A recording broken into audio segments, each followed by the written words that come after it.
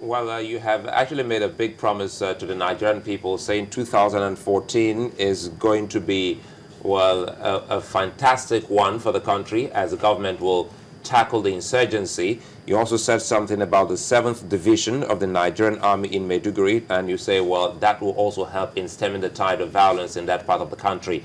Could you expatiate more and tell us what the government is doing in that regard? In the regards of...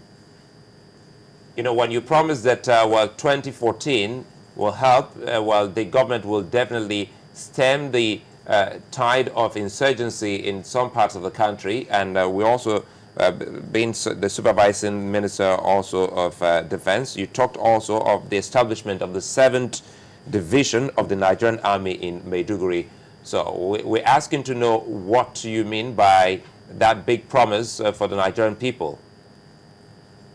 Well, I can say this. I want to say that the Nigerian people should have confidence in what our security forces have been doing. First of all, we must understand that this insurgency arose from local politics. Politicians, employing, thugs and criminals, to pursue their own ambitions. And then the situation goes beyond control. None of the insurgencies we are fighting is a result of federal government action or activity. They are all the result, they are homebred, local militia that arose because of local politics and then grew out of control. And the federal government then had the responsibility. People go to create problems in their own part of the country, in their own states. When it blows out of control, it becomes our own responsibility. Yes, the president is the commander-in-chief, and his responsibility is to ensure peace all over the country. And that is what he's doing in the northeast of Nigeria. The war against terror is a continuing war. In 2013, the war went further in terms of success.